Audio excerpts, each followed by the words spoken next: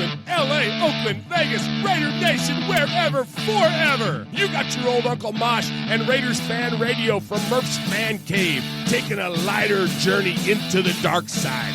Sit back, put your feet up, pop a top, and enjoy the ride. Here we go! Look left, look right, Paletnikov, a leaping pass, touchdown!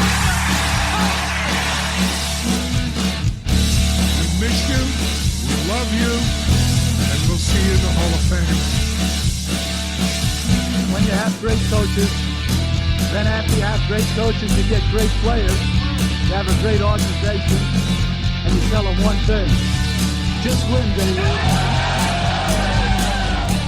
Way up the middle, intercepted Filipiano at the 50, time running down.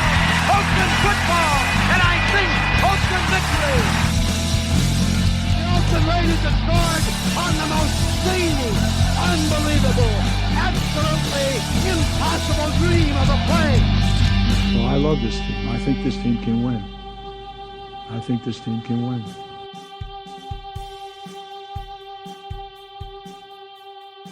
What is up, Raider Nation? Your buddy Murph back once again for a what we hope to be, or what I hope to be, a fantastic episode of Raiders Fan Radio. Raiders Fan Radio RFR Live, episode number 170, coming to you live here from Murph's Fan Cave. And yeah, it's just me tonight. So for those of you that were in the pre-show there and for the YouTubes, it's just all Murph tonight. But most importantly, it's not just me. It's all of you that are going to be in the chat. It's all of you that are going to join us eventually on YouTube, and all of you that join us each and every week on our audio podcast. So thank you for all the amazing support that you give this show and all of the Murph's Fan Cave shows every week. And so tonight in the chat on YouTube Live, I see Tida Raiders in there. Super Him, what's up, Super Him? Missed you too, man. Aaron the Q-Dog Raider, Lizzie Love, of course, Ron the Materator is in there, and then Rich Tuino. Appreciate you all joining me here live tonight. So listen, we're in like the deadest of the off season. Lee B, what's up, man? This is like the deadest of the offseason, but man, there's so much Raiders news to get to. And not only do we want to cover some of the Raiders news stories that are out there, but then also hear back from you. And so for those of you in the chat tonight, appreciate you joining us. And anyone that's checking in live, if you want to call in, when I get to the email segment, let's take some live calls. We should be able to do that. The number there is 909-345-3346. Just go ahead, and I'm going to bring that up now. So just go ahead and call 909-345-3346 when we get to the email segment, and the line will ring here live in the Fan Cave, and so we'll take your phone call live. So definitely plan to do that if you can. But we've also, even if you don't, we've got some great voicemails to get to tonight, including the one and only Aaron the Q-Dog Raider, who's there in the chat tonight. Got a couple good emails, and then, of course, like I mentioned, we got some Raiders stories to get to. We're going to hear from some of the experts, including some of the all-time greats. And at the top of the show here, we're going to kick off a little bit of celebration of the one and only Al Davis. But before we get to that, just to give a little bit of a rundown of some of the things that we've got going on around here. First and foremost, please support us via the YouTubes. You can subscribe to us. America, go to the YouTube right now. You can subscribe to us. Just go to youtube.com/Murph's Fan Cave. Hit that subscribe button, and you won't miss any of the shows that are going on here in the Fan Cave, including this one, our flagship show, Raiders Fan Radio, but also Tales from the Nation, the RFR conversations that we've had, the Fan Club Blitz, a lot of cool stuff going on in the network. And so please subscribe to us there on the YouTubes or any other of your favorite podcast service. You can find us that way. And by doing so, you help us with our initiative in terms of raising funds, raising revenue this year. A couple years ago, we realized we could make some money with this show, and we quickly decided we were going to give it all away. And last year, we gave it away to the Paletnikov Foundation, and this year, we're giving it all away to the Stabler XOXO Foundation. So you can support us that way by not only supporting the show by listening and subscribing, but go to RaidersFanRadio.com/gear, and then anything that you buy there will take you to the Fanatics website. Won't cost you anything extra, and a portion of the proceeds gets kicked back to us, and we're going to give all that money to the Stabler XOXO Foundation. Also on that front, I've got some more news. It's really cool. We're going to partner up with our buddy Raider Cody. Cody has done a fantastic job over the past few weeks in raising money for the Greater Youth Sports Association in Vegas.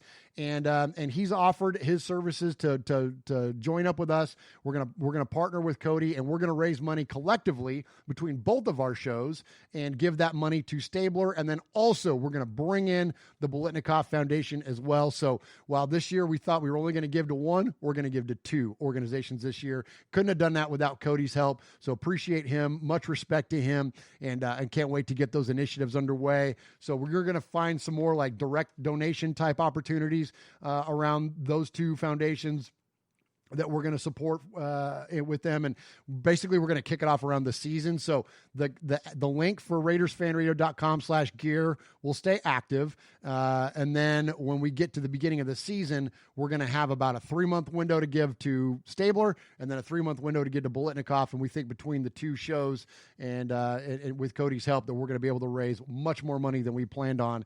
Again, based on Cody's recent efforts and then the things that we've done. So really proud to announce that to you all, and thank you to you all each and every week for all of your support. So back to chat room real quick. Ron's in there, of course. Damage Inc., Raider Nation Scotland, what's up? Big Easy, what's up?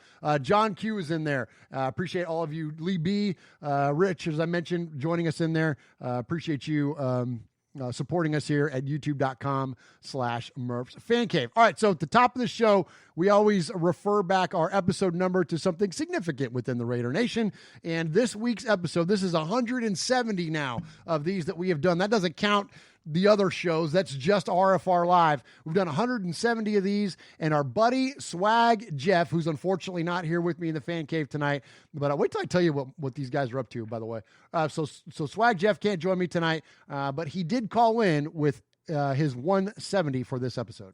Hey, what's up? It's Swag Jeff with RFR Live. We are coming to you with episode number 170 of RFR Live. Here on Raiders Fan Radio, Swag Jeff likes to give a significant moment in Raider history and tie it to our episode number. So this episode 170, I got a pair for you. I got two for you. First, we're going to go to the 1997 season, and we're going to talk about Napoleon Kaufman.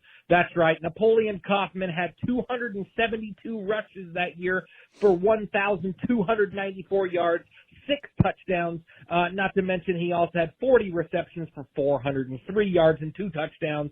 But more importantly, he averaged 17.0 rushing attempts per game. That's right. But if you don't like that, I got one even better for you. Oh, come on. We're going to talk about a career stat. We're going to talk about everyone's second favorite number 12, Rich Gannon. That's right. But it's not the stat that you expect.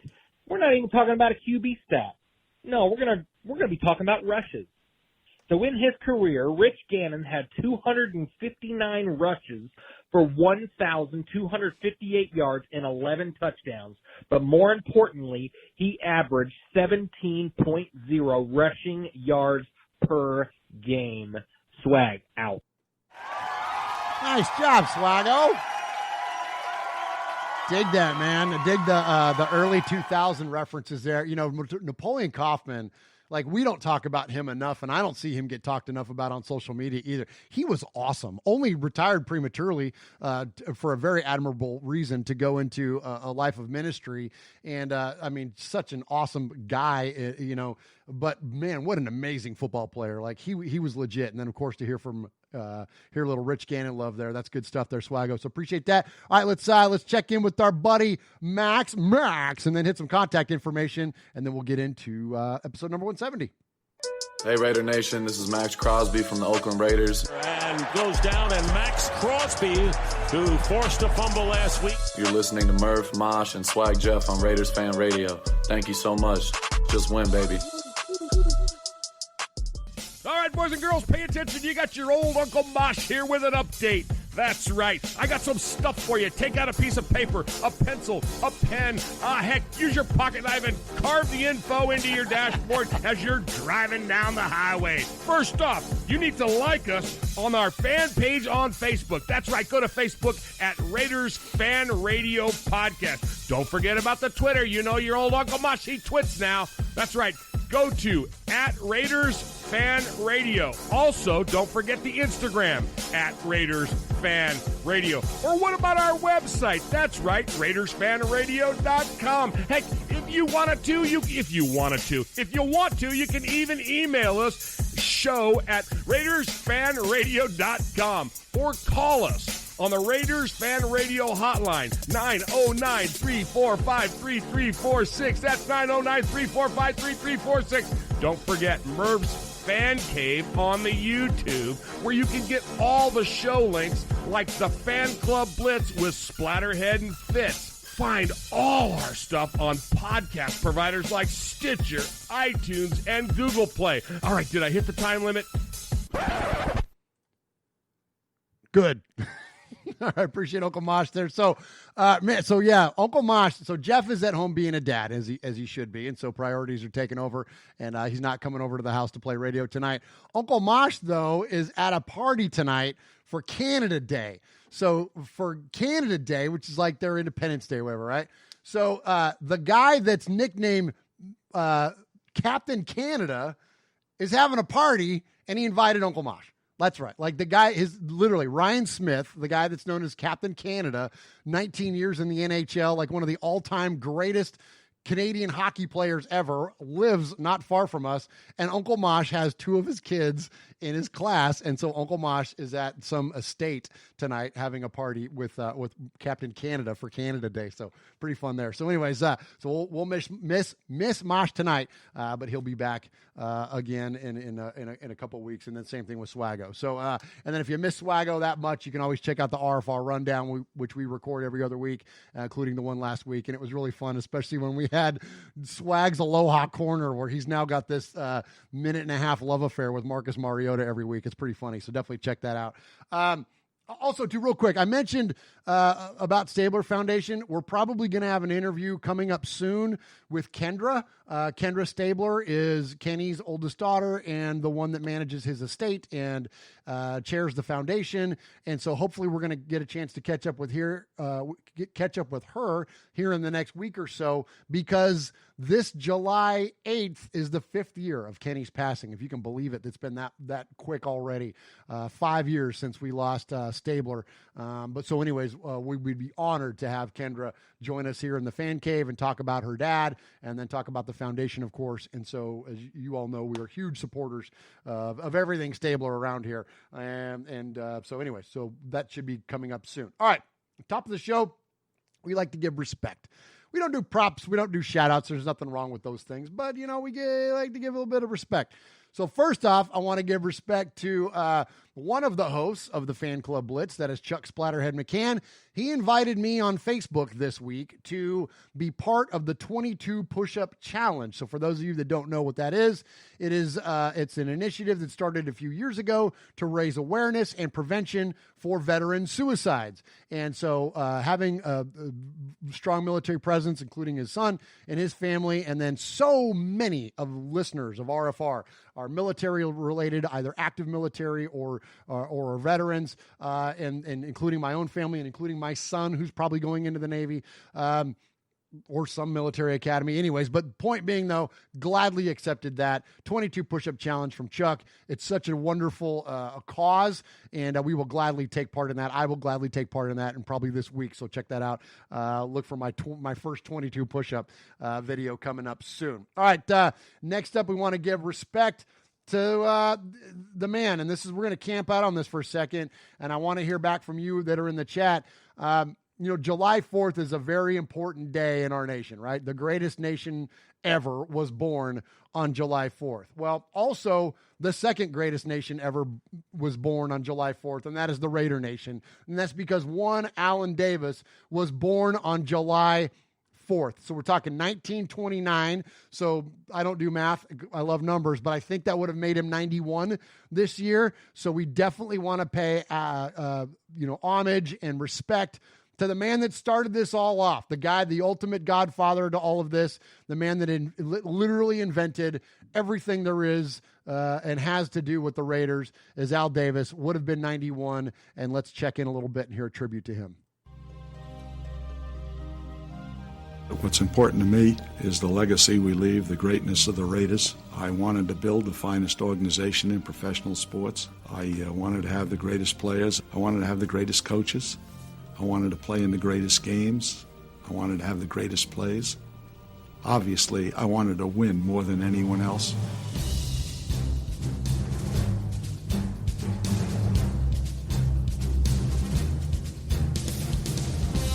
Based on team achievement, personal achievement, and contributions to the game, no one has had a more profound and lasting impact on the game of professional football than Al Davis.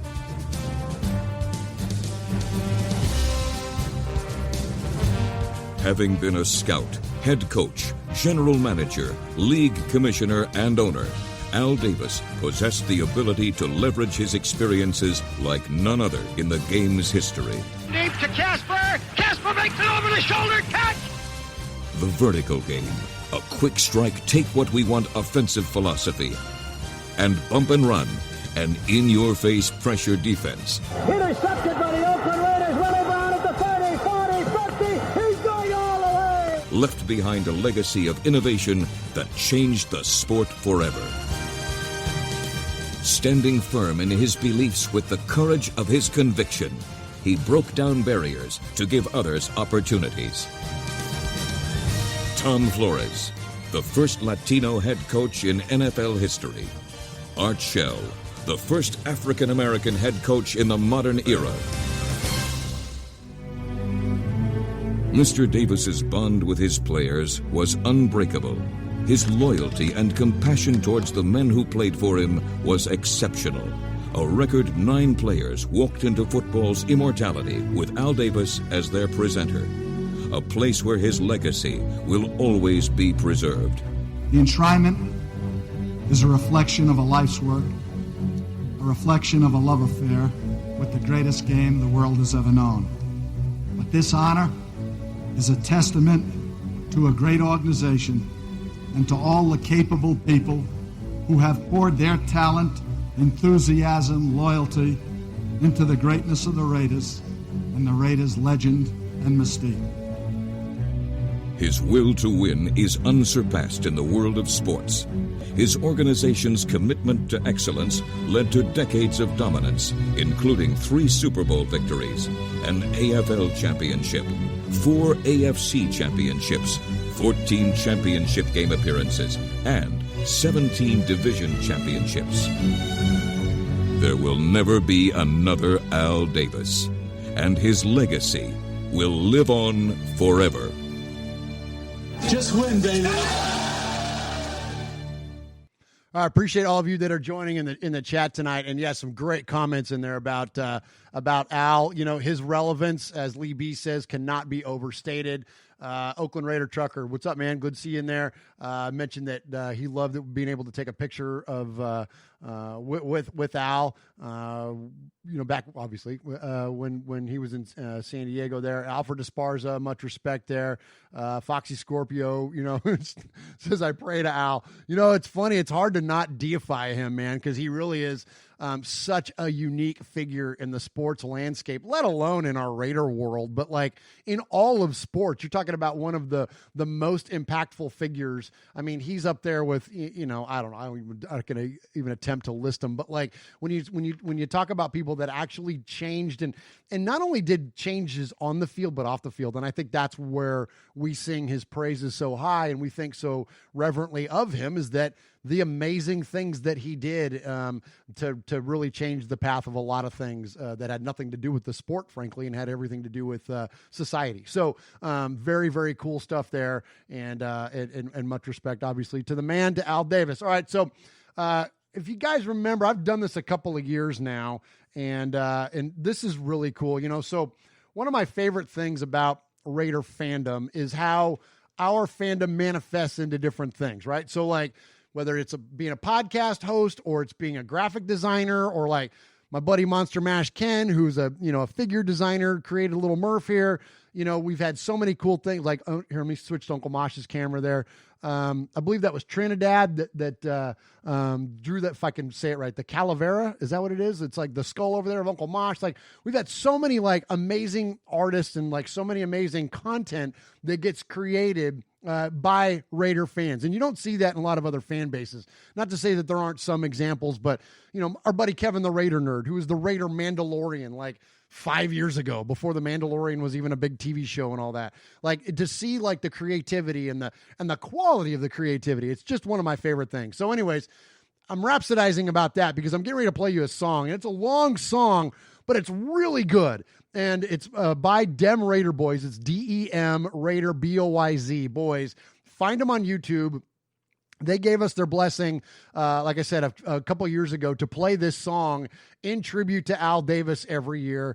And I just think there's a lot of folks out there, Z, and there's a lot of guys that do, and girls that do great Raider tribute songs and videos and whatnot. But this one's my favorite, and that's no disrespect to any of the other music creators that are out there. But these guys and this song, it just works for me. Just the quality of the song itself, but lyrically and everything, I think it's just amazing. So anyway, so it's about 5 minutes long. It's a long song, so settle back in, pop your Raider top, your beverage there, and sit back and enjoy Dem Raider Boys singing "Thank You, Al." And in Oakland, it was a memorable day for the entire Raiders organization and fans as they honored Al Davis.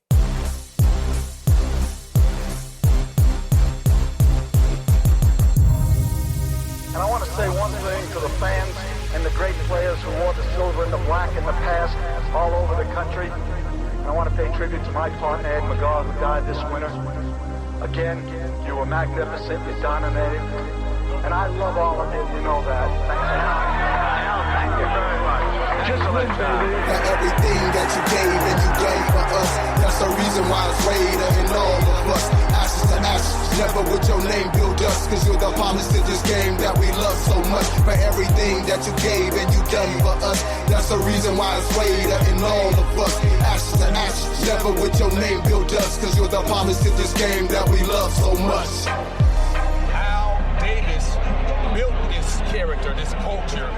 Every time you walk by, I just waited my turn to hear what you had to say about the Raider Nation. Now them days are gone, and them days look long. Thanks for hooking up the NFL and bringing us along. Thanks for thinking out the box and putting other races on. Al D, you did it right, and thanks for holding down the throne. These are words from Don't Even, and I have to let you know. Now I'm speaking from my heart, now I can finally let you go. Al Davis, you're a beast, and the nation loves you so. Not only are you a legend, you're an icon, bro. Silver and black is the colors that you rep like a pro. We gon' carry on your legacy, just to let you know there's not a hall big enough that can hold all your fame. Plus you always stay committed, now it's time to go and get it. Rest and Raider and in peace. Al Davis, you's a beast, thanks for everything you done. Now it's time to get some sleep. Generals win wars and politicians make peace. Just win, baby, win and stay committed to say the least. Plus he'd rather be feared than respected. What a G, you can sleep when you die. Say goodbye to the guy, you don't digest, you dominate. And you gotta stay consistent when it comes to football and getting dirty in the trenches.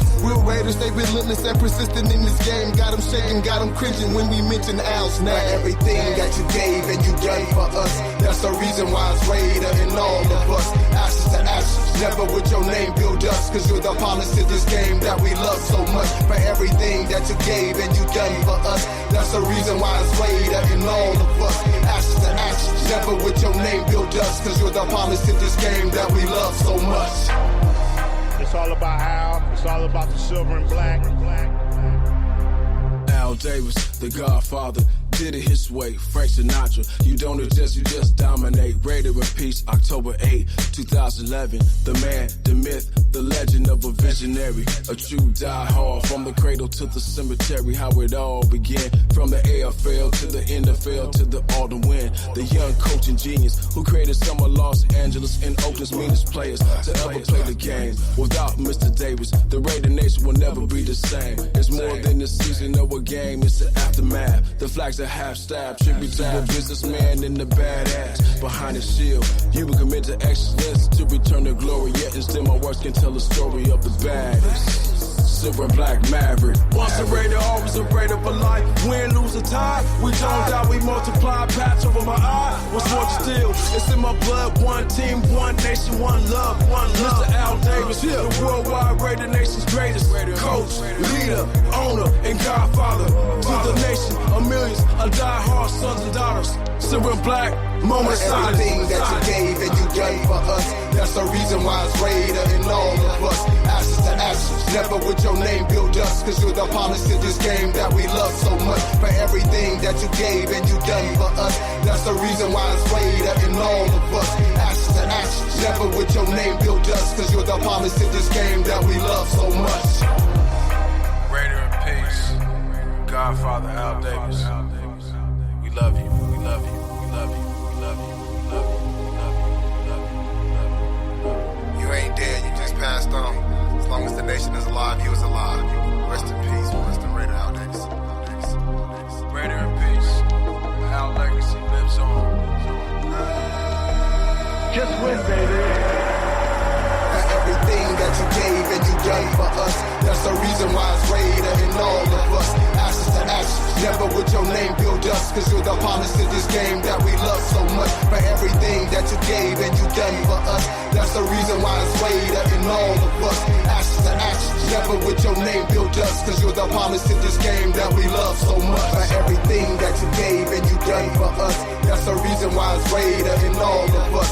Ashes to ashes, never with your name build us, cause you're the promise to this game that we love so much. For everything that you gave and you done for us, that's the reason why it's Raider and all of us. Ashes to ashes, never with your name build us, cause you're the promise to this game that we love so much.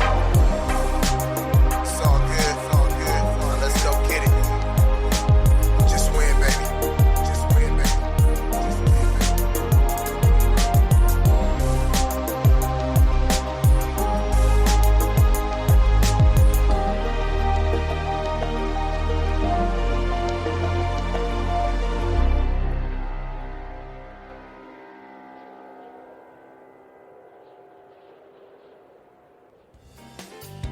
Hey, Raider Nation, I just want to say hello. This is Pastor Mondo of NationMinistry.net. You're listening to Raider Fan Radio with Uncle Mosh and my brother, Murph.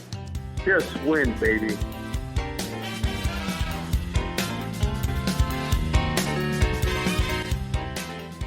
All right, appreciate Pastor Mondo there and appreciate Dem Raider Boys. Support those guys, man, on YouTube. You can find them, DEM Raider, BOYZ.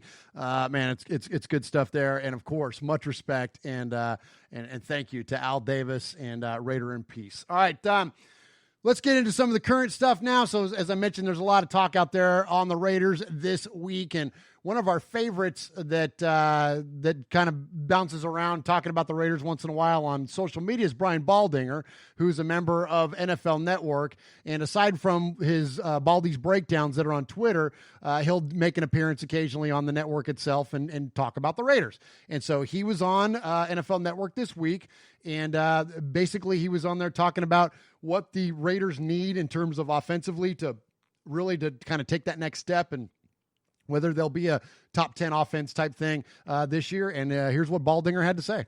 Baldy, you heard Waller there. This was not a really good red zone team. They did move the ball, maybe didn't finish some drives, but can they really make that jump up to top 5 upper echelon offense?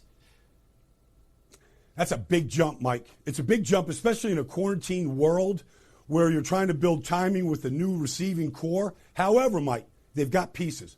And it starts with a powerful offensive line and a rookie last year, Josh Jacobs, who was dynamite. Against the Bears, 2-back system. Alec Ingold's the fullback, lead block right there, and Khalil Mack, he chops him down. Look at that alley for Josh Jacobs for one of his 7 touchdown runs on the season. And then the breakout star a year ago in the NFL was Darren Waller. He had 90 catches last year. And, he trailed only Travis Kelce for tight ends. And then Hunter Renfrow was a nice slot receiver, a good pickup. And really half his catches were on third downs. And his catch and run right here against the Chargers, one of his 4 touchdown catches on the season. And then, look, Terrell Williams was good last year in his role as a number 2 wide receiver. He did what he was supposed to do. He beat the number 2, the number 3 corners like he did against the Colts, but they really missed a true number 1 wide receiver last year. The Antonio Brown experiment blew up in training camp. They never got that guy to really make the running game pay off, and that's where a Henry Ruggs, a Nelson Aguilar, a Lynn Bowden Jr., they need somebody to step up, Mike, to really nail down that number one wide receiver's job that could beat number one corners. And then I think they have a chance to make that jump into the top 10. I don't think it's going to happen right away, right out of the gate when the season starts. All right, so I'm kind of with Baldy on just about everything there, other than I'm a little more excited about it because I'm a Raider fan. So I think that they have that possibility or that ability to jump up quicker. We see NFL teams do it every single year. You see somebody come out of nowhere, quote, out of nowhere. It won't be out of nowhere to us because we see what the Raiders are doing, but to the rest of the planet, to the NFL, landscape, it might be a little bit of a surprise. But the only thing I wasn't with him on is that he said the Raiders need that number one wide receiver, and clearly they do. But out of the guys he listed, I'm with Ruggs and Ruggs. If Nelson Aguilar is the guy we're depending on to come in and be the number one wideout for the Raiders, then we got bigger issues. You know what I'm saying? So let's trust that it's probably going to be Henry Ruggs will be the more dynamic player, the bigger threat anyways. I don't even know if there's going to be a clearly defined 1 and 2. Chat room, let me know what you guys think. Yoas MIG is in there. Big Easy, Alfred Esparza, Oakland Raider Trucker, John Q, Rich Tuino, Watts Raider. Let me know what you guys think. Foxy Scorpio, DT the Sun, Rev. What's up, Rev? Haven't heard from you in a minute, man. Give us a call. Or we're going to take calls live. Rev, 909-345-3346. Call us when we get to the email segment. But so I don't know. I don't know if there's a clear-cut number one. Watts Raider says Williams is our number one. I think probably more likely, right, even than Ruggs. But Ruggs is what we would hope to be the more dynamic player. Q-Dog Raider, man, says Lynn Bowden Jr. I know, man. Could he come out? I mean, is he I don't know. Is he a number one wide receiver capability? I mean, I know you're a big Kentucky fan, but I mean, he certainly got the skill set. That would be awesome. That would be awesome. How unexpected would that be? And then also, and speaking of guys that going into the draft I know Aaron and other Kentucky fans were very aware of him, but I wasn't a big, I didn't know a ton about Lynn Bowden. And also Amik Robertson. Did you guys see the picture of him and Jonathan Abram this week? First off, Abram looks good. Abram looks fully healthy and ready to get back into the secondary. But there was a picture out there of Abram and Amik Robertson training together. And Abram's his normal, kind of smiley, silly self. And Amik Robertson looks like he wants to kill whoever took the picture. I love that guy, man. These new guys, man. I'm such a huge fan of these last two drafts, man. It's going to be awesome. But anyways, appreciate Brian Baldinger and his comments about the Raiders. All right, but let's go to, it's one thing to hear an analyst talk about the Raiders, but it's another thing to hear one of the GOATs talk about the Raiders. So let's check in with Charles Woodson and hear what he has to say about the team. And just a real quick footnote on this audio clip. The mic discipline of whoever's interviewing Charles Woodson is terrible. The guy's on the microphone like this, and he's like sniffing and breathing heavy and all. So it's not me. So for those of you on the YouTube, you can see it won't be me. But for those of you that are on the audio podcast, that's not me nor Uncle Mosh. That's some random dude on XM radio interviewing one of the great ones. Have some more respect, man. When Charles is talking, back your face up from your microphone. All right, let's check in with Chuck. Exciting times, man. It's like Christmas, Gil. I mean, anytime you get a new toy, I mean, it's pandemonium in the house, and I feel like that's kind of how the Oakland or the Las Vegas Raiders are now. You got a brand new toy, and it's going to be pandemonium surrounding that new stadium when they have their opening game there. And I'm excited to see this young team. I think they've done a great job out there. Gruden and Mayock, I think they're kind of lockstep in what they want out of the team and what kind of players they want out of the team. I think this particular draft, I thought they went out there and they filled some needs. At first, when the first pick, Ruggs, I was thinking, okay, here's a fast guy. You got a fast guy, but man, I felt like he was pretty high for a pick because you're thinking about Judy and you think about Lamb out of Oklahoma. But then as they start putting the draft together and the different picks offensively with Bowden and then I think the Edwards kid, I forget what school he went to, maybe South. All right, Chuck, it's Bowden. Everybody, okay, and I love it in the chat. Watts Raider and Q-Dog Raider. It's Bowden, right? Am I saying that right? Bowden. Even Chuck, even the GOAT called him Bowden. It's Bowden. Okay. South Carolina. But I'm just looking at the different guys that they put together offensively, they're all different type guys, man. It's guys that you can do different things with. And then, man, I kind of got excited about adding those guys to Josh Jacobs, Waller, Derek Carr. I think offensively, man, they have a chance to be explosive. And, defensively, I think, they're going to have, they brought in Littleton from the Rams. I think he's going to be a key, inside as a backer. But I think they're going to have to gel, of course, as a defense, man, and bring some guys in there. Some young guys are going to have to step up and start making plays for that defense. But I think offensively, man, they have a chance to be explosive. Well, I agree, Chuck. And, and I love the moves that we made defensively this year. We just talked about, of course, a couple of the young guys, but obviously having Corey Littleton and Kwiatkowski come in and Carl Nassib. And, when you look at the additions that we've made via free agency, I even like a Mukamara, man. I didn't even think that's a legit pickup for us. So how many guys did we try to bring in via free agency, finally before we landed on Mukamara. So I think it's great, man. I'm excited for it, for what the defense is going to do this year. And gosh, I just can't wait till we get started. And I know a lot of you are in the chat talking about that as well, that man, we just want to get this thing up and running, man. You just want to see, even if it's just out there, in shorts doing a mini camp type thing, just to, OTAs or whatever. I know this is the normal dead part of the offseason anyways, but I'm a little nervous, man. We're going to talk about that stuff later on too, some of the emailers and phone messages we've gotten about the season. But it's the NFL's kind of gotten away with the downtime here during the COVID, where, a lot of other sports have been impacted greatly. Our sport hasn't, or at least this sport. I love all sports, but this sport really hasn't. And we're just kind of skating by, man. And I wonder as we get closer and closer what it looks like. And we are going to, actually, I might save it for next week. But anyways, there was an article out there this week, speaking of that and some of the impact that is going to happen to, I'll just talk about it now. That'd be dumb for me to talk about it next week.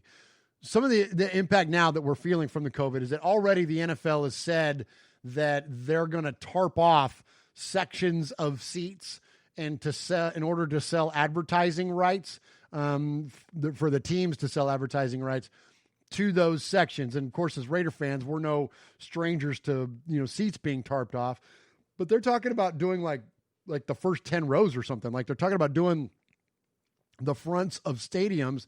And, so it went to an owner's vote, and in classic Raider fashion, Mark Davis voted against it, and God bless him. He's got a brand new stadium. He's not trying to keep butts out of seats. He had problems with butts in seats for how many years? And now he's got this beautiful facility sold out, and he voted against it. And I love it because it's within the spirit of his dad too. All that stuff we talked about Al Davis earlier, that was one of the things that Al was famous for. When their votes would go, to the owners, it would be 31-1 because the one guy was Al, or he would abstain from the vote entirely or whatever else. So I was really glad to see that Mark Davis did that, because I'm with him. We got make a decision, right? I know that it's been kicked around, maybe fans have to sign a waiver, a COVID waiver. Fine. But you got to decide to go one way or the other. You're either going to do it or you're not going to do it. You know what I mean? And we'll talk more about it, because again, we got some questions about that coming up, but I definitely think there's going to be a football season. To what capacity though?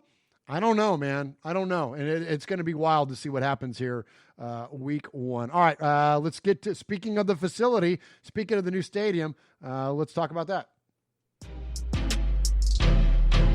What's up, everyone? This is Maurice Hurst with the Las Vegas Raiders, and you're listening to Raiders Fan Radio with Murph, Mosh, and Swag Jeff. Just win, baby. Thanks.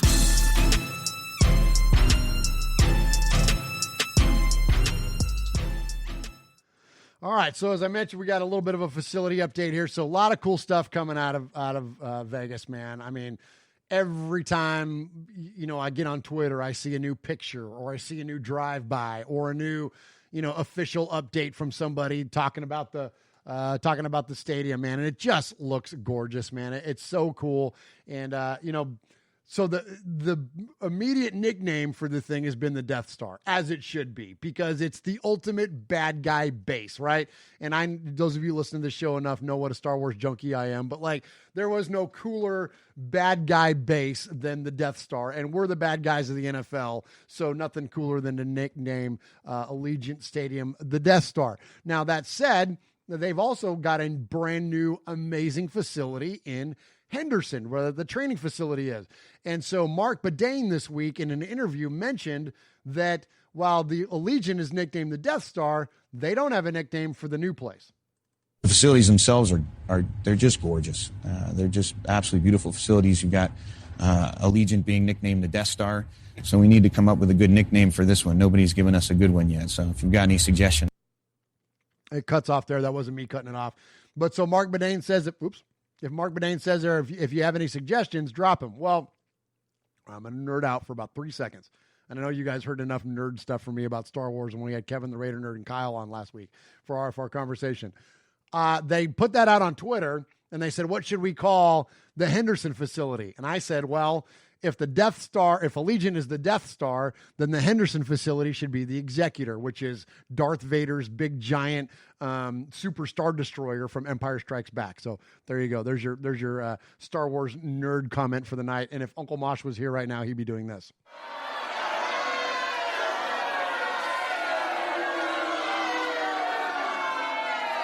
This is what happens when Uncle Mosh isn't around. I get to talk a whole bunch of Star Wars junk on the show. All right. So anyway, the Executor might be kind of fun for the Henderson facility. But let's go back to the Death Star. So let's go back to Allegiant Stadium. So this was really cool. So you guys know we have a segment on the show we do every once in a while called Murph Fundamentals, where we take something kind of, not elementary, but just like a concept within sports or within Raider Nation or whatever. And I kind of break it down for Uncle Mosh, right? And I call it more fundamentals. Well, the Raiders now have started their own fundamentals show. And their first installment of the fundamentals show, at least that I've been aware of, is about the field tray. So last week when Mosh and I did our RFR's tripping, somebody asked about the turf, or we were talking about the turf anyways. And I was like, yeah, the turf looks beautiful, but they're not going to play on it. They're going to roll in this grass, this field tray to play on. And someone in the chat said, yeah, but UNLV is going to play on the turf. And I didn't know that. And that's the absolute truth. Shout out whoever that was that mentioned that in that chat for that RFR tripping video. So it's going to be a dual surface facility. They're going to have this not AstroTurf, but you know what I mean, field turf that is going to be labeled for the Raiders for like tours and stuff. And then they're going to have field turf labeled for UNLV games. And then they're going to have the field tray that comes in the natural grass for the Raider games. So freaking badass, man. Like anything and everything that this stadium is going to need to do, they're going to be able to do. Anyway, so this fundamentals episode from the Raiders now describes that. Allegiant Stadium will be home to one of the most unique playing fields in all of sports. Keeping the team in mind, Raiders owner Mark Davis made sure that the silver and black would play on natural grass. The stadium will hold a retractable natural grass field tray that weighs over 9,000 tons and will slide in on rails for Raiders game days. To grow the grass, the tray will then slide out from underneath the stadium and sit outside. Yes, even in the Las Vegas heat. In addition to the natural grass, there will be an artificial turf field that will be in place at all times and will be transformed for UNLV football games. The field is nothing short of extraordinary and will truly provide a first-class football experience. All right, there it is. I love the chat room. You guys rock. Foxy Scorpio says, that idea stinks, Murph. It probably does, but it's the only one I got. So that's it. That's what happens when you're a Star Wars and Raider junkie. You tend to tie them together most of the time. So anyways, but yeah, a couple other great suggestions in there. Echo Base, that would be a good one. Ron suggested that one. Raiderland is what Watts suggests. I love that. Star Killer Base. There's another one that I see that's suggested in there. Star Killer Base. I don't know, man. I got this love-hate thing going on with the sequel trilogy, man. I was okay with Force Awakens.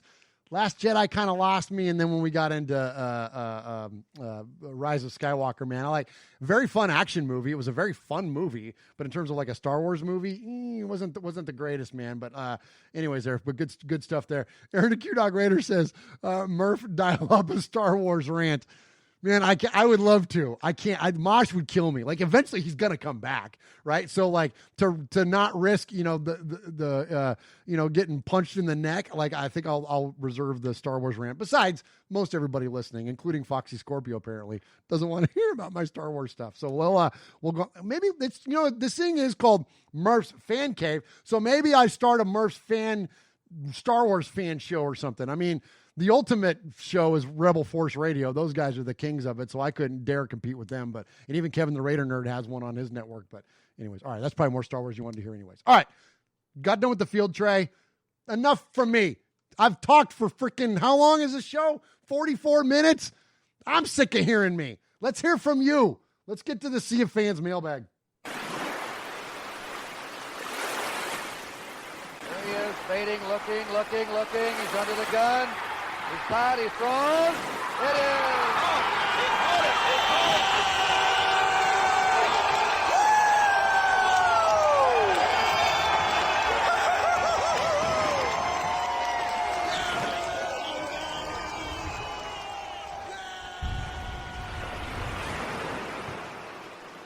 All right, so you can contact us two ways here in the Sea of Fans mailbag. One is to call us, 909-345-3346, and the other is to email the show. That is show, what a concept, show@RaidersFanRadio.com.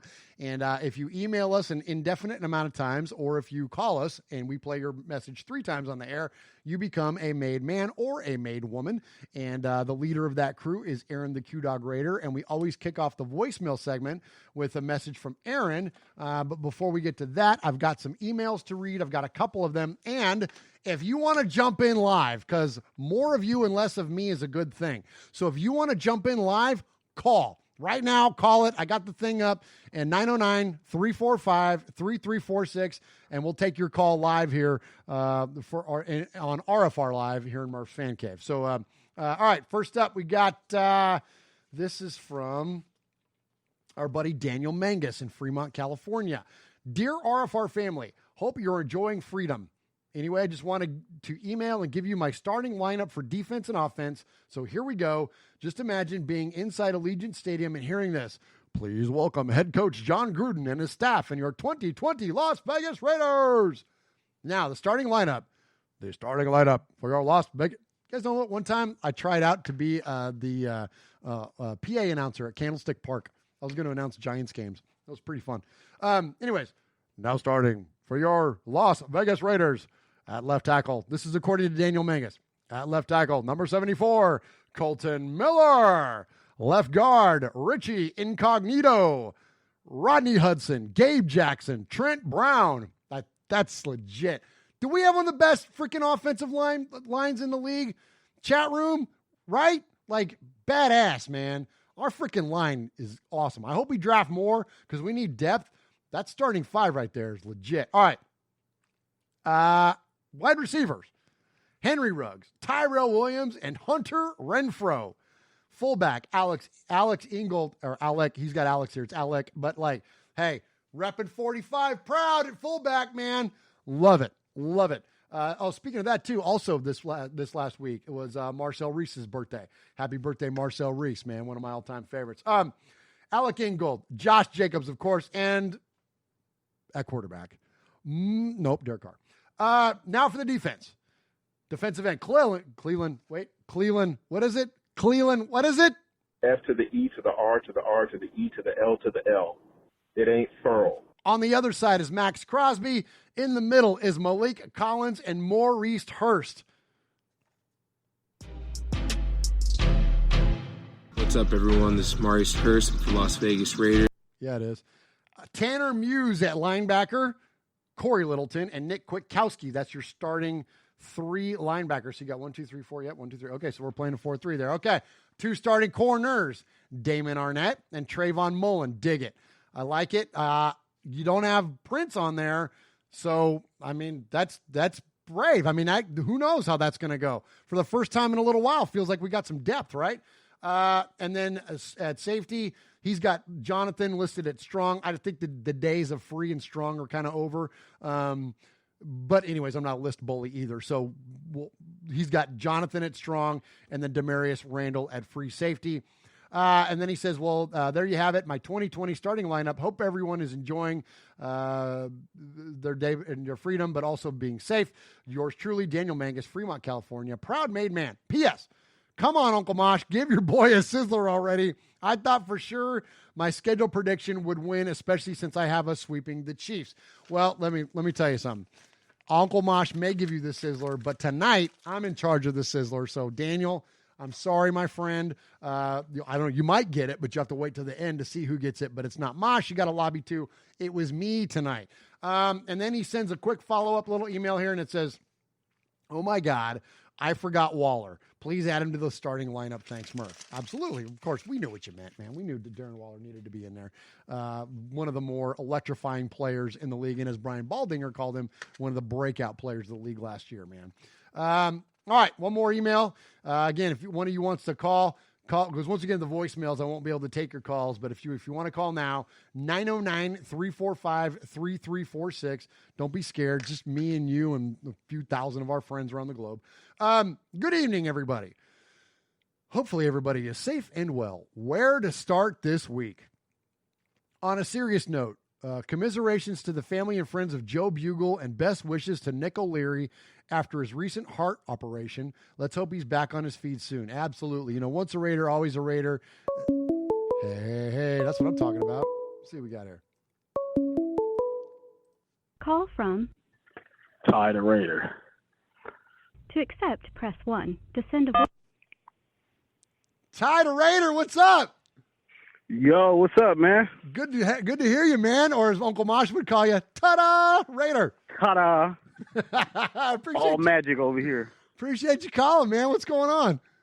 Oh, not much, man. Just sitting back here at work, babysitting this empty building.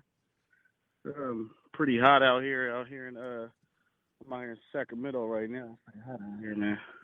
Good deal, man. Hey, I got to tell you, man, we appreciate all the love. And every time I see Jeff Murphy at Domenico's, he always brings up how cool it is that you went down there, man, and gave some love to the Alameda Domenico's. And a few times now you've made that trip, isn't it? Oh, definitely, yeah. Because I go out. I'm from the Bay. I'm from Hayward. My mom still stays in San Francisco, so I drive out there about once a week or maybe every other week, and I kind of make that my destination spot there now. That and a quarter pounder out in Hayward, but now it's Domenico's. Awesome, man. That's so cool. And he was like, his grandfather is like 90 some odd years old. And he was asking about, he was like, so what's the connection to that? And he was trying to like explain the show and like, he was trying to explain the whole connection to it, man. It was really, really cool, man. So appreciate you supporting it's man. A lovely place. A lot of pictures, a lot of Raider Nation stuff in there. And it's fun. A lot of old pictures of young Jeff in there. Is it really? Oh, right on, man. Oh, yeah. Oh, that's cool, man. Good deal, man. So, hey, how's your off season going, man? How's that? What do you think about what the team's doing this year? Oh, man, you know, I'm a big fan. I haven't been this pumped up in a very long time. It just kind of sucks. Seemed like right now, I don't know if I'm going to be able to go to any games or not, which I would love to. I was really shooting for the, our second home game out in Los Angeles. So, we'll see how that kind of goes, but I'm really pumped up, especially defense. Defense is going to be awesome. Yeah, I'm hoping we're going to get after the quarterback a lot more than we have recently. Because since we lost Khalil Mack, I mean, as much as I understand why the Raiders moved on from him, he was that closer for us, man. He was that guy. Definitely. Right on third down or whatever. You need that big player. Well, especially now with the recent Cam Newton news, like every time I hear his name, all I think about is Khalil Mack picking him off at like the 5-yard line and running in for a touchdown, Man, I was just watching that game the other day, and I just loved it. I always go back and watch the good games, but every now and then I go watch the kind of the bad games just to kind of get those juices running a little bit. That's probably why I hate Jamal Charles so much.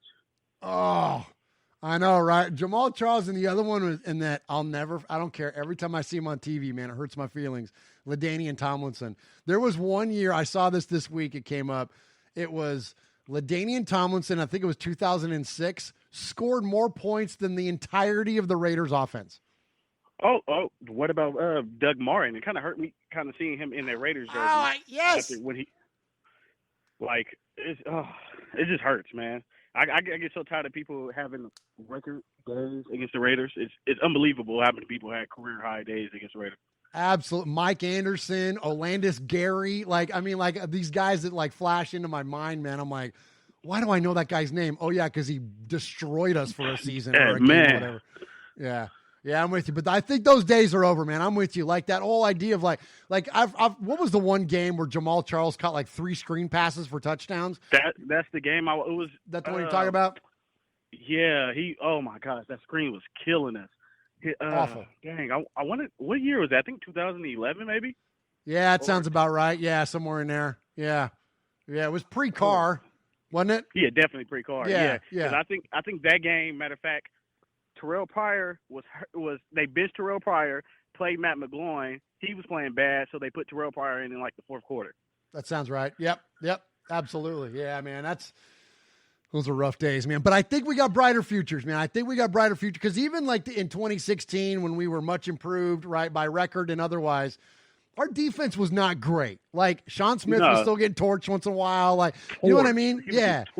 Yeah, so I mean, was it Brandon Cooks in that game that just freaking wrecked him down the sideline in that one?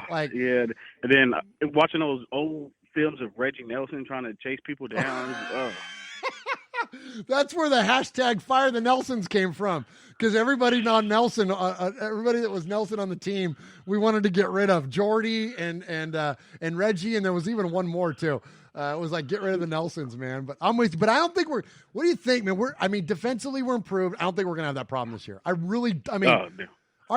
especially the back half of our secondary, I love our safeties, man.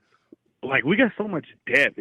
That's the biggest thing too, because that's been our biggest. Somebody get injured, go down, and then it's just downhill from there. But there's just so much depth now. It's just how many years have we had? It's we don't know who's going to start, who's going to be number one, who's number two. Well, I think we know who's number one, cornerback. But it's that number 2 spot is just up in the air. It's and we got so much talent right there. It's just it's crazy. Yeah, man, we got a lot of depth there, man. It's finally starting to build, and it's interesting too because there's still some significant free agents that are out there. There's still some movement that could happen, but I think we're finally settled in, and I'm just looking forward to seeing these guys get on the field, start to gel, man, as best as they can. Because as many new players as we have, they're doing virtual meetings, but I think it's It's July 21st, I think, is when teams can meet together. But in what capacity? Yeah, something like that. Yeah, I don't know what it looks like, though, right?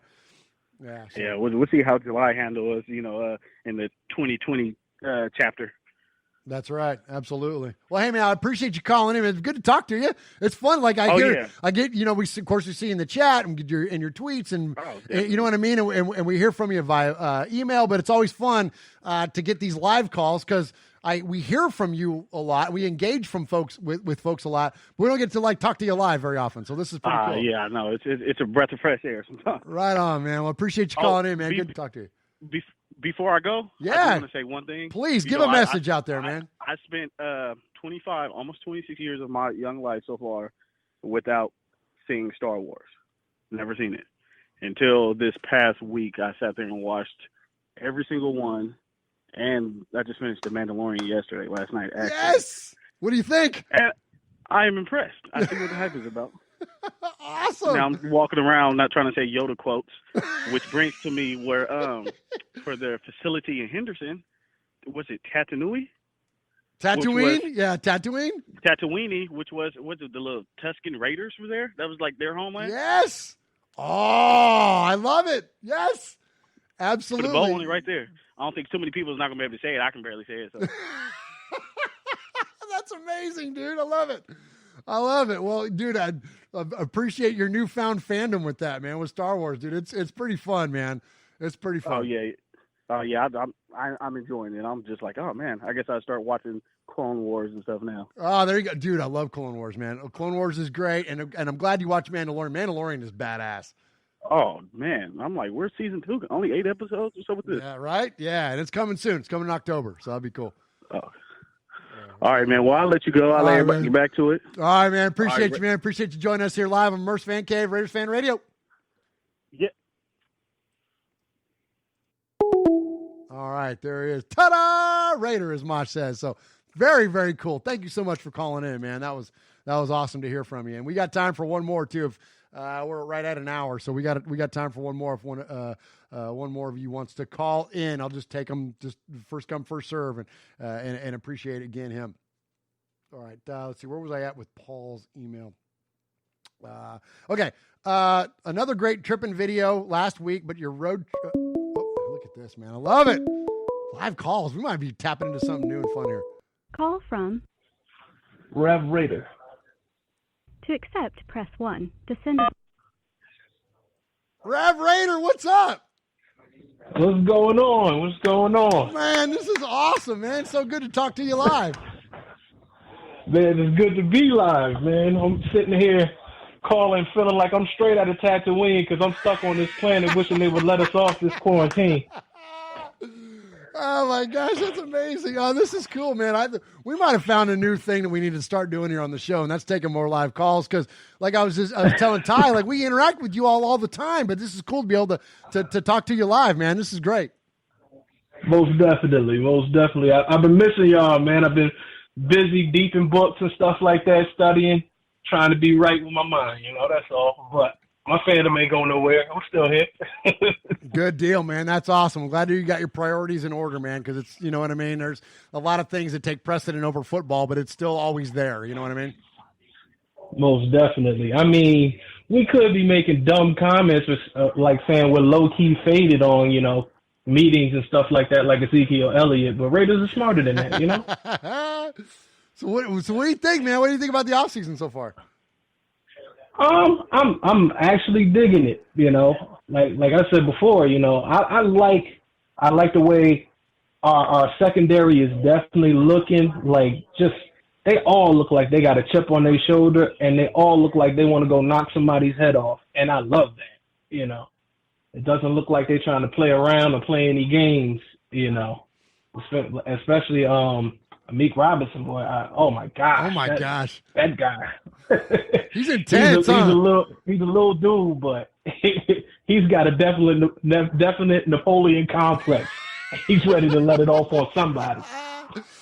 He's intense, man. That's what I like to see. I love it. I love that picture. I don't know if you heard me talk about it earlier, but that picture that they put out this week where it's him and Jonathan Abram, and like the difference in the character of these two guys. Like I don't think either of them lacks intensity in terms of gameplay, but the way that they represent where Abram's more the like lighthearted, silly kind of smiley guy, and then Amik is like this intense, it looked like he wanted to fight whoever was taking the picture. Like I love that the dichotomy between those two personalities. Like this is great. Yeah.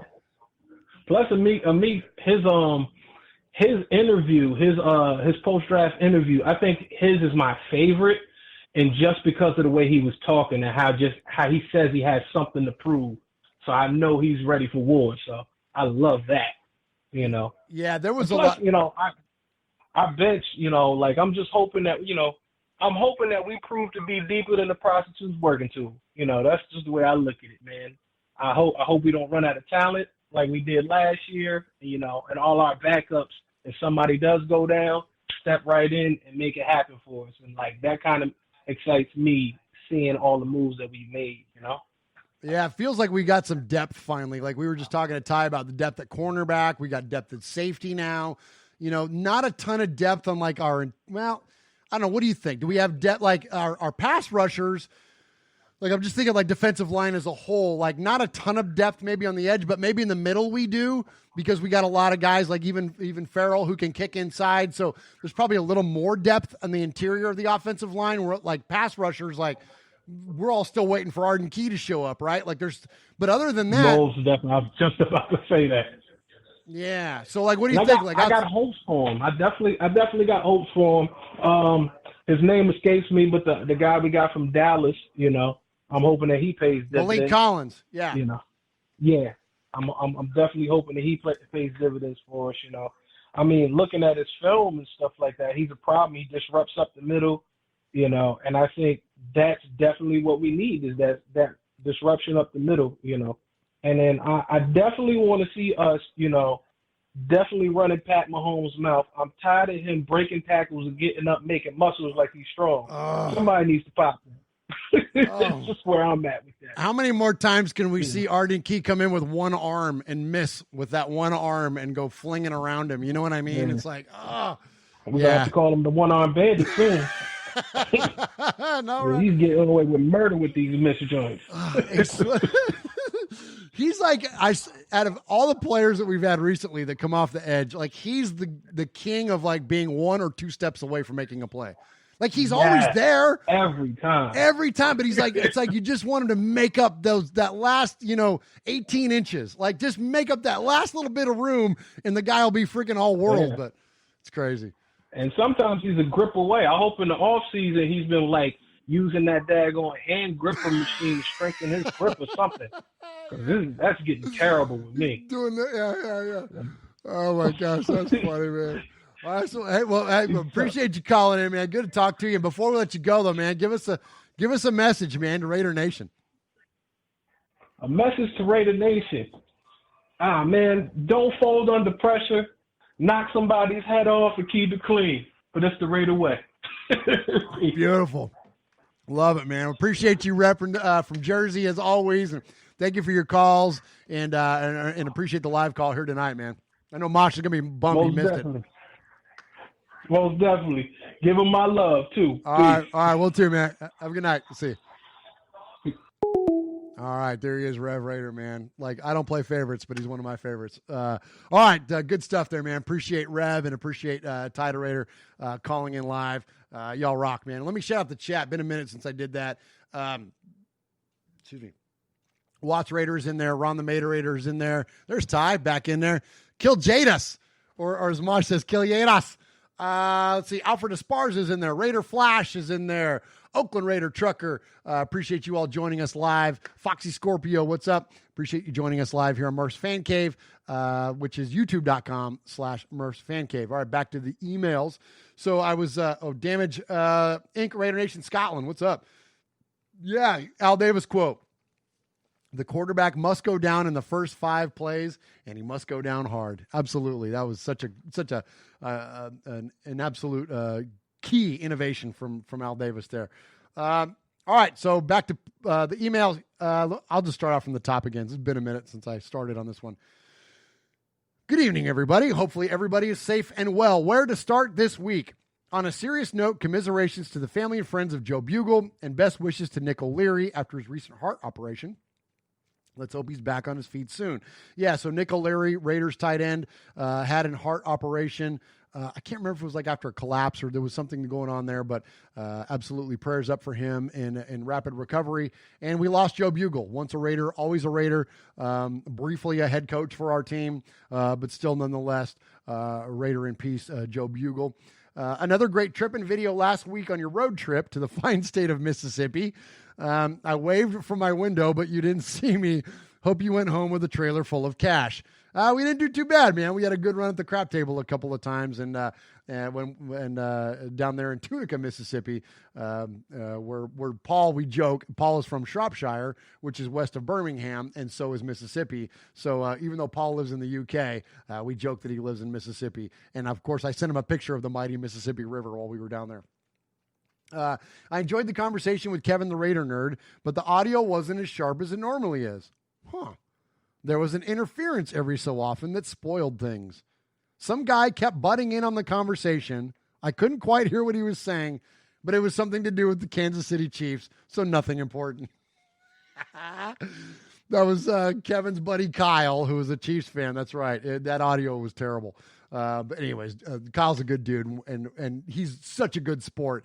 And glad that, I mean, look, we're going to poke fun at him. His team won the Super Bowl. Like, you're going to catch barbs. You're our biggest rival, and you won the Super Bowl. Like, and we're still not in the playoffs. So, yeah, you're going to catch heat from us. Anyways, but Kyle's a good sport about it. Joking aside, it was a fun hour. I'm like Uncle Mosh when it comes to Star Wars, though, Murph.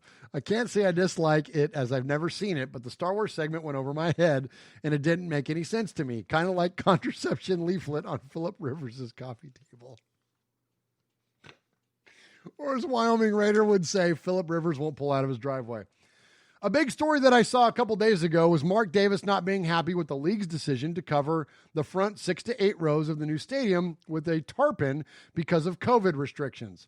I have to agree with him about the problems that this causes with the fans that have paid for those seats and the fact they can't be relocated to another part of the stadium. There has to be a better solution. There's been another fantastic, I agree, by the way, and we covered that earlier. There's been another fantastic episode of From the Ground Up, and I know we're biased, but the stadium looks so cool. It's going to be a real shame and typical Raiders luck that we might have to start the season with nobody in it. I know, right? Like, we can't ever have anything nice. The whole world's against us. It always has been. If the season does start behind closed doors, it could be a game changer for some teams. There are some really hostile stadiums like KC, Seattle, New Orleans that are more intimidating than most. Having no fans there could make a huge difference. Great point. At this time of the year, with the lack of football talk, there's an abundance of lists and articles which are subjective but fun and thought-provoking. On Just Blog Baby's site last week, they had rated the top 10 players on the current Raiders roster as follows. Okay, so here's his list, or according to Just Blog Baby, top 10 current Raiders. Rodney Hudson, good call.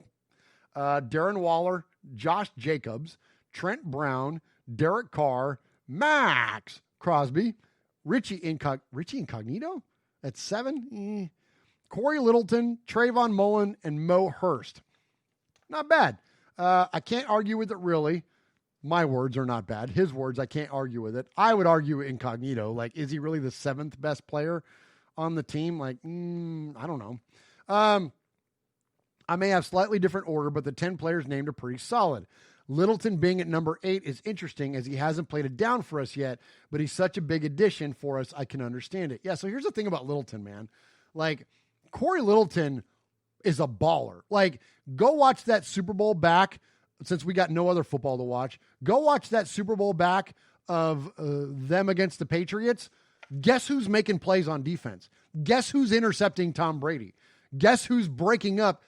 Like, literally on back-to-back plays, Corey Littleton, like, tips a huge pass and, like, has a pass breakup and then, like, forces a fumble or vice versa or whatever. But, like, the dude is making huge impacts on defense in back-to-back plays in the Super Bowl against the GOAT. Like, Littleton's the man. So that's where, like, why is he behind Incognito? Heck, Corey Littleton might be number 2 on this list right after Rodney Hudson. I mean, like, Littleton has a chance to really do some big damage in a good way for our defense, and our defense that has not seen an impact player like this at linebacker since Kirk Morrison. And I mean, sight unseen, I could tell you right now, this is the best middle linebacker we've had since Kirk Morrison. I firmly believe that. Anyways, okay, back onto the email.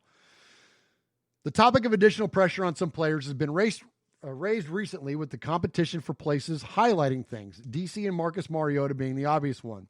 I believe a bigger one to watch on the sideline is between Paul Guenther and Rod Marinelli. I agree, brother. I personally don't believe Guenther has done a bad job, as some people do, but when you've got a guy like Marinelli breathing down your neck, any weaknesses you do have can be addressed really quickly.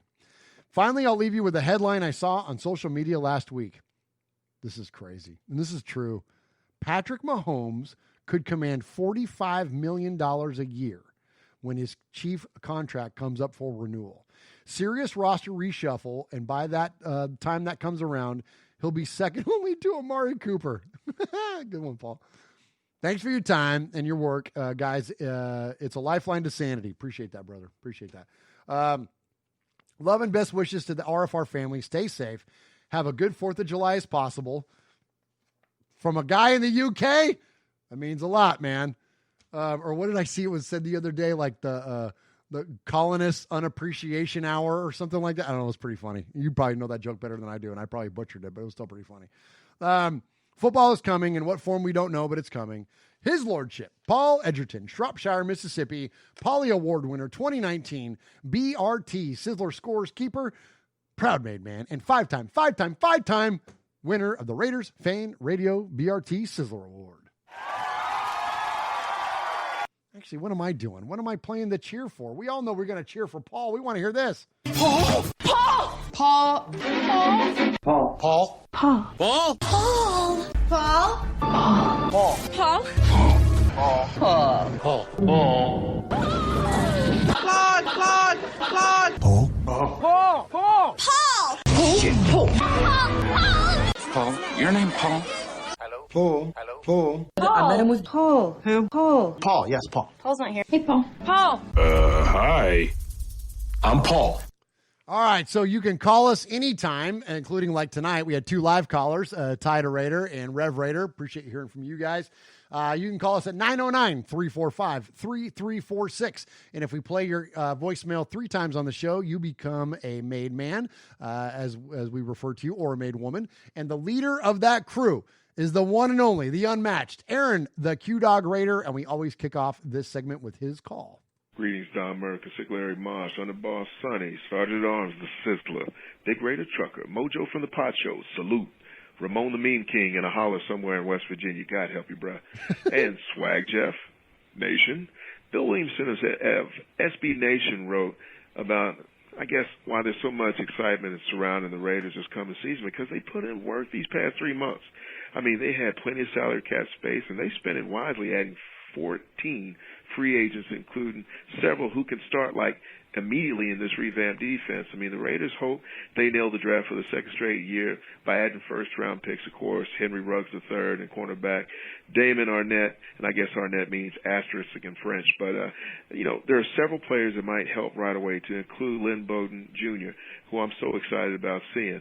The Raiders, they had a solid offseason, jumping from 4-12, from 2018 to 7-9 last year, albeit for a few disappearing acts by, our quarterback, in the fourth quarter during some, pivotal games. But I'm going to give him a pass. He's a leader. I'm back on board again. But the hope and expectation in the building is that the Raiders are in the playoff mix this year, because you know what? The AFC playoff bracket has expanded from 6 to 7 teams. Check this out. I mean, the Raiders, they've got, an off season that's been noticed.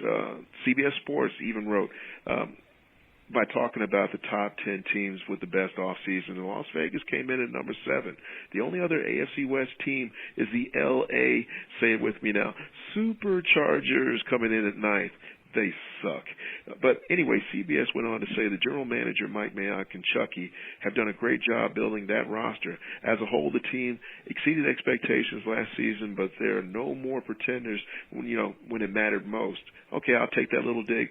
But the Raiders arrived on the scene sooner than expected and are building something that's sustainable. How about that? Sustainable. A lot of focus went on the Raiders for, just merely moving to Las Vegas. But, so much has been made about how the team is going to hinge on the cornerbacks, specifically the backfield in general. Trayvon Mullen, veteran Prince of Mukamura, Ohio State's David Arnett, as I mentioned before, the resurgent LaMarcus Joyner. He's got to do better than he did last year. Amik Robertson. God, I can't wait to see this kid. Right. And a healthy 2019 fourth-round pick in Isaiah Johnson. Of course, you got roster long shot Keyshawn Nixon and Nevin Lawson, who returns for his second season with the Silver and Black. Hey, man, let's go out there and get it. And you know what? There's still Jadeveon Clowney out there. And this is why I'm proud of the Raiders, because they haven't taken a dig on this guy. The Raiders' salary cap is dwindling, and we barely have enough to cover, I guess, the rookie pool of money. But you know what? We're looking better. Cam Newton, he made a little news this past Sunday. Let me go ahead and break this down real quick. The Las Vegas Raiders will hit the road in Week 3. They're going up to Foxborough, the greater Boston area, cold, windy city with too much chowder. Who gives a damn? But they signed the former MVP in Cam Newton to go up there and, I guess, usurp Stidham and Brian Hoyer. I mean, that's a stellar QB outfit, if I do say so myself. But the Patriots, a team that still has a lot of talent on that roster, and will be looking to prove, they can still win without TB12 under center. If Newton is healthy, the Raiders will have a completely different game plan going into that Week 3 matchup up there in Foxborough. But you know what? I got a little something for you, massholes. I think the Raiders are going to go up there and get that money regardless who's under center. Come on. Our young defense is going to get tested early and often in 2020, and that's a fact. But check out this murderer's row that they're going to have to compete against. I mean, in the first 5 weeks, they face off Week 1 against, Newton's former team and the Panthers. Got that. Then they face Drew Brees, Patrick Holmes, the aforementioned Cam Newton, and Tom Brady, TB12, in succession over that 5-game span. Hey, let's strap it on, man. Let's go ahead and take it to them, man. We need to go ahead and let the world know that we're back, baby. But anyway, the hit list, any fool that refuses to wear any kind of protective face covering out there in public. But not only is it just health-wise unsound, but they're jeopardizing our football fall. So you know what?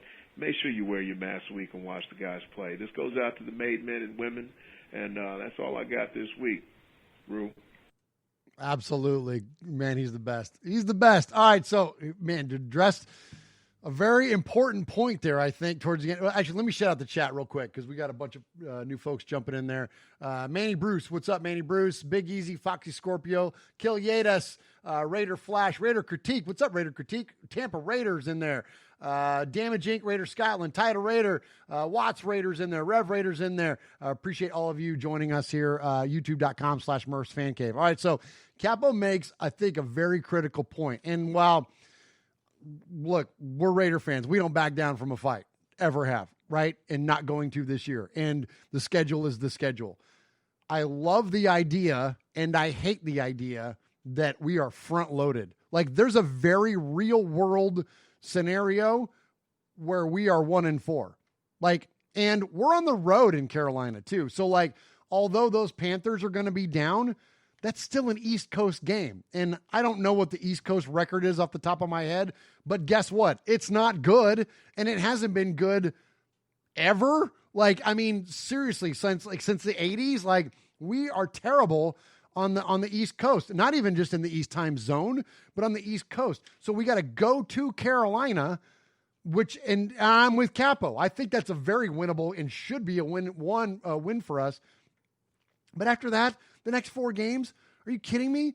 Like, that's not easy. Like, those are tough games. There's a very real world scenario where we are 1-4, or gosh, bless it, 0-5 going into the bye week. You think Paul Gunther is going to make it through that? You think Derek Carr is going to be your starting quarterback then? You think that, like, the whole world's not going to be coming down on John Gruden then? Like, there's some serious repercussions to the first part of this schedule. Now, where it's daunting because all of those teams are highly competitive and very challenging for us, the alternative to that is, well, what if we do well? I'll never forget going into the Super Bowl in 2002, I'll never forget a buddy of mine named Eden. He was like, he's like, what are you going to do if the Raiders lose? And I was like, man, I don't know. Like, it's like crazy. Like, I don't know. And I said, you know what? I have a harder time thinking about what am I going to do if they win? Like, what am I going to do if they win? What if the Raiders win the Super Bowl? Holy, like, what? This is like, what if we're 4-1? What if we're not 1-4? What if we're 4-1? Beating these tough-ass teams, beating Tom Brady, beating Drew Brees, going on the road and exercising that East Coast demon. What if we do that? Whoa. What if we beat Buffalo? Damn, right? Like, there's start getting me fired up, man. I start getting chills. Like, and look, this is my fandom talking, because objective versus subjective is a whole different story. But as a fan, if we can win those games, some of those games, a majority of those games, and heading into the bye week, guess what? No one's giving Derek Carr a rough time. No one's giving Gunther a rough time. Like, everything is harmonious within Raider Nation. I hope that's the case. But as Aaron said, it's not going to be easy. We got to bring it. Our defense has to gel fast. Our offensive line, thankfully, is already intact, but like we got to get it together. We got to get it together quick. The Raiders do not have the luxury of time. You don't in a 16, now 17 game NFL season anyways, but this ain't baseball, man. You can't, or this ain't even hockey or even basketball where you just got to get hot at the right time. The Raiders got to get hot early and they got to stay hot for us to have a chance. Great call from the Capo. As always, I'm fired up. Let's get this thing started. Can't wait. All right, let's go to more emails or more voicemails. Let's hear from Greg. Hey, Murph and Mosh. How y'all doing? This is caller Greg from Tennessee. It's been a while since I called in. Sorry about that. Hey, I'm ready for some football now. You know, we're getting closer. How about done with this coronavirus fear? I'm ready to get going. Hey, you know, I've been doing that fantasy football league for the Raider Fan Radio. So I was thinking, let's start all over. We're clearing the slate, and we'll populate it with some. It doesn't have to be new guys, but whoever wants to play. I don't know. Either give me their email or I'll send you the link, and let's repopulate this. We need 10 teams. I'll be one team. I like playing, right? I'm leading it, so I need 9 more. There you go. I'm looking for nine additional teams in our Raider Fan Radio League, and that's about all. Hey, can y'all finally make me a made guy? I mean, you know, if you have time today, that's all I'm asking. Over. All right, Greg. First off, appreciate you running the RFR Fantasy Football League, and yeah, if you want to, I'll tell you what. If you want to be part of that, shoot me an email, and I'll forward it to Greg. Send me an email, murph@RaidersFanRadio.com. So you can always email show@RaidersFanRadio.com, but that's where we take your show emails. But email me directly, MURF@RaidersFanRadio.com. We'll take the first 9, and I'll send them to Greg, and then you all can be part of the RFR league. And I believe Kev in Scotland is who won that last year, the RFR Fantasy Football League. And then, hey, Greg, listen, I appreciate you lobbying to become a made man, and Lord knows you've made plenty of calls and emails and, you know, your family, for crying out loud. Gosh, Greg, we love you, man, and you're definitely going to be a made man probably when Mosh comes back, but because he's got to be here for that. So we'll get to you next week. Murph, Mosh, Swag, Jeff, Q-Dog, Aaron, made men, made women, Raider Fan Radio listeners, Steve Hawes, Houston Raider Steve. Hey, I was looking at the Mack trade, and after evaluating the players we got for Mack, I know Mack's a Hall of Famer, but we got Josh Jacobs, obviously. He had 1,150 yards his rookie year, 7 TDs, and he missed 3 games. First 1,000-yard rusher since, I believe, maybe D-Mac, Darren McFadden. We sorely needed him, and he caught 20 passes for 166 yards. Then we went out and we traded awesomely to the Jets when we got Hunter Renfrow, slot receiver. And then, of course, this year we went out and got Damon Arnett. He played again. Everybody knew about Okudah on the other side for the Buckeyes, but he played all year. He was a hitter. Reminds me a lot of, I know saying Jack Tatum is a big stretch, but he's a great hitter. Played with a cast on his arm. And he was just all over the place, making all kinds of plays. Mayock went up there and visited him up at Ohio State a couple times, talked to the coach up there, Rick Meyer. Brian Edwards, receiver. He's a game changer. He can go out there and make all kinds of catches all over the place. He's a hell of a player out of South Carolina. All I can say is, Viva Las Vegas. Viva Las Vegas. The future's so bright, gotta wear shades. Go Raiders, we're back, baby. Yeah, you do. Nice job, Houston Raider Steve. Appreciate the Houstorian. Always calling in with great calls, and appreciate the singing. That's the singingest caller we've ever had. He's always got a call, always got a song during his calls, and so we appreciate Houston Raiders Steve, man. That was good stuff there. Yeah, we appreciate you. All right, next up, we got one more before we get out of here and give a sizzler, and it is these are all made men, by the way. Well, except Greg. We'll get to you next week. But Houston Raider Steve and now JC Raider. What's going on, fellas? This is JC Raider calling. It's been a minute since I called, so I want to just chime in with the question really quick. So, with everything that's going on, and there being to the high possibility of there not being college football, what do you guys think from the bottom of your hearts? Do you guys think that we will have football this year? NFL, I'm talking all 16 games.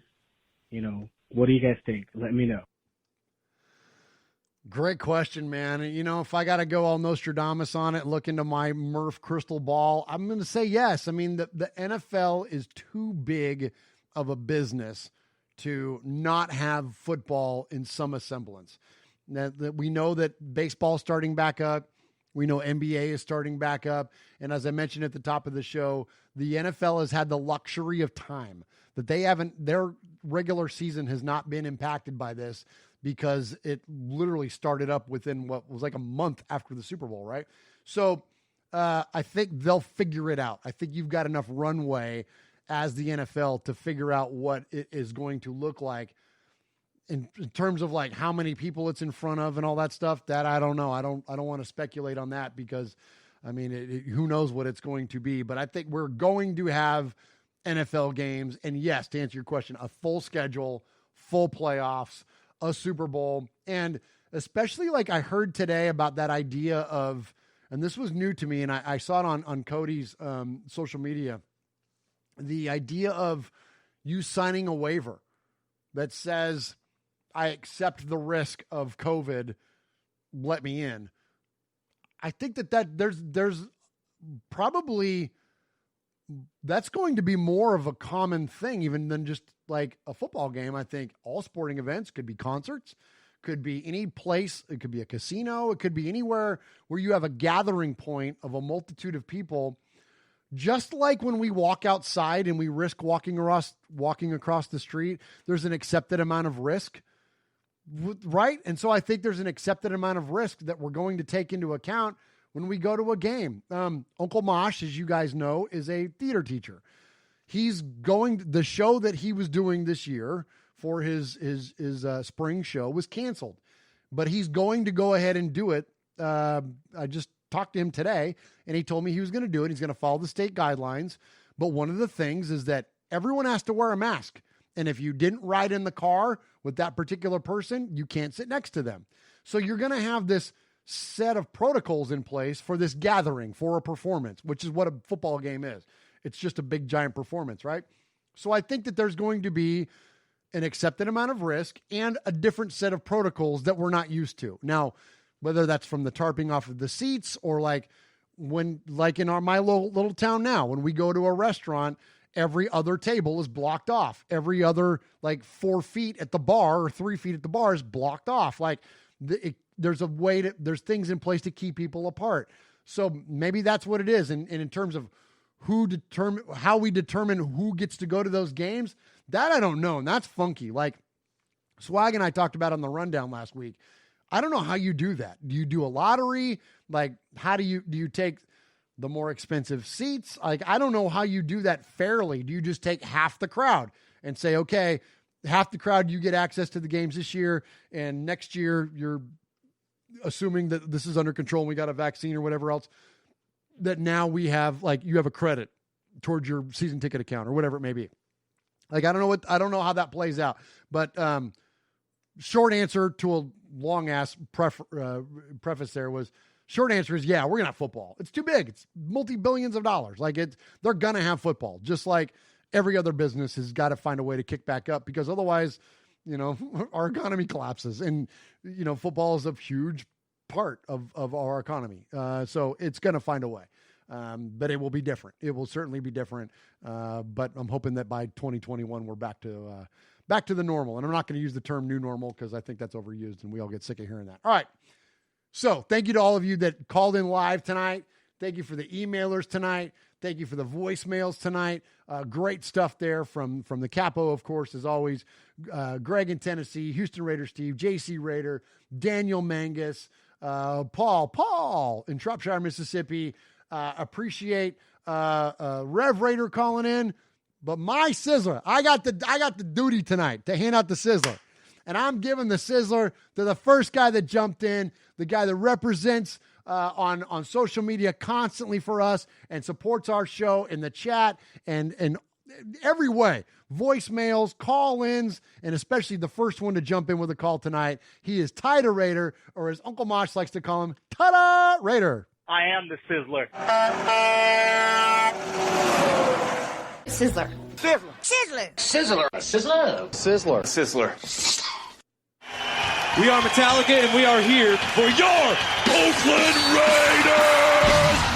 You know why we out here, and we ain't playing around today. From The Walking Dead to errant Jedi Knights, Raiders fans are a rogues gallery.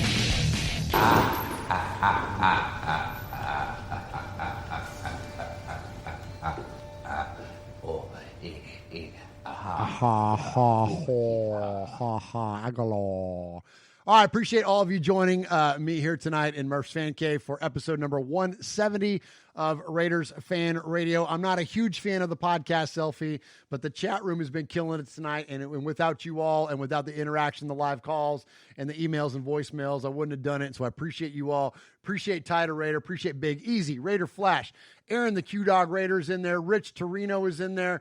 Appreciate DBT and Beats. What's up, Sonny? Appreciate everybody joining me live here in Murph's Fan Cave. Please support our shows as you always do. You do an amazing job liking and subscribing. You can find us. Hit the red button here.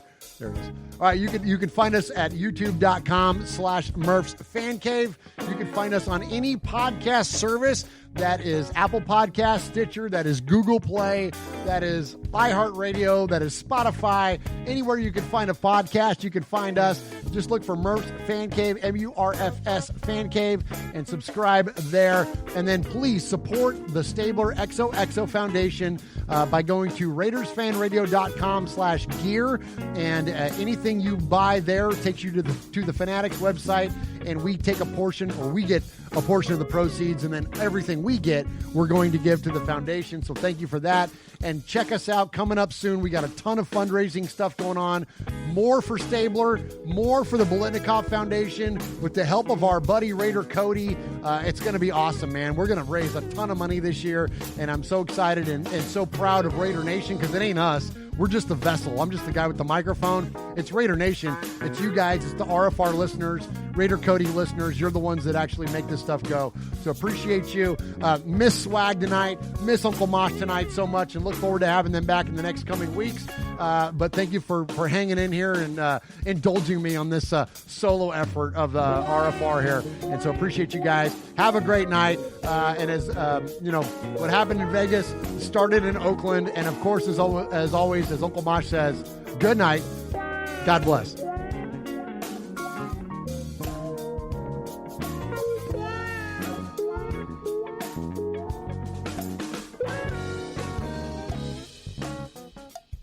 on YouTube! I sat there and watched every single one, and I just finished The Mandalorian last night. Actually. Yes! What do you think? I am impressed. I see what the hype is about. Awesome. Now I'm walking around not trying to say Yoda quotes.